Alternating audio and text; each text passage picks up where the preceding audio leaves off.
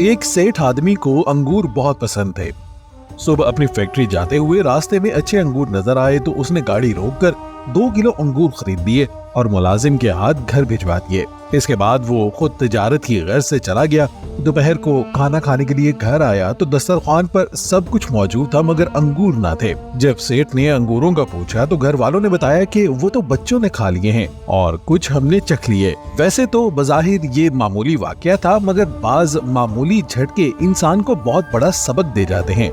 घर वालों का जवाब सुनते ही वो सेठ फौरन दस्तरखान से उठ खड़ा हुआ, जल्दी से अपनी तिजोरी खोलकर नोटों की बहुत सी गठियां निकाली और बैग में डालकर घर से बाहर निकल गया। सबसे पहले वो एक रियल एस्टेट एजेंट के पास गया और बहुत सारे प्लॉट्स देखने के बाद एक प्लॉट मुंतखब किया। उसके बाद उसने फौरी तौर पर उसकी कीमत अदा की। फिर ठेकेदार और इंजीनियर को बुला लिया। जगह का आर्जी नक्शा बनवाकर ठेकेदार को मस्जिद की तामीर के लिए काफी रकम दे दी और कहा कि 2 घंटे में खुदाई शुरू होनी चाहिए। वो ये सब काम इस तरह तेजी से कर रहा था जैसे आज मगरिब की आजान तक उसकी जिंदगी बाकी नहीं रहेगी। इन कामों में हफ्ते और महीने लग जाते हैं मगर जब दिल में इखलास की कुव्वत हो और हाथ कंजूसी से आजाद हो तो महीनों के काम मिनटों में हो जाया करते हैं। यही सूरत हाल उस सेठ की भी थी। इखलास और शौक की ताकत ने चंद घंटों में सारे काम करवा दिए। बेहतरीन मौके का प्लॉट भी मिल गया। अच्छा इंजीनियर और ठेकेदार भी हाथ आ गया और मगरिब की आजान से पहले पहले तामीर का काम भी शुरू हो गया। शाम को वो सेठ वापस आया तो घर वालों ने पूछा कि आज आप खाना छोड़कर अचानक कहाँ चले गए थे। तो उसने जवाब दिया कि अपनी असली रिहाइश गाह और वहाँ खाने पीने का इंतजाम करने गया था। अल्हम्दुलिल्लाह सारा इंतजाम हो गया है, अब सुकून से मर सकता हूँ।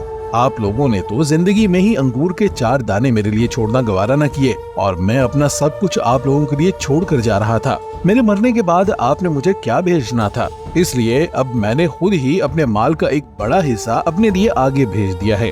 इस पर मेरा दिल भी बहुत सुकून महसूस कर रहा है। नबी करीम सल्लल्लाहु अलैहि वसल्लम फरमाते हैं कि जो अल्लाह के लिए मस्जिद बनाए अल्लाह उसके लिए जन्नत में घर बनाते हैं। इस वाक़े से हमें सबक मिलता है कि दुनिया में तो हमने अपना घर बना लिया, लेकिन क्या जन्नत में घर बनाने की तैयारी कर ली गई है? हो सके तो अल्लाह की राह में एक मस्जिद बनाइए। अगर इसकी इस्तात नहीं रखते तो मस्जिद में हिस्सा मिलाइए, क्योंकि हम रहे या ना रहे लेकिन इस मस्जिद में ता क़यामत सजदे होंगे, जिसके बायस कब्र में भी रहमतों की बरसात होती रहेगी।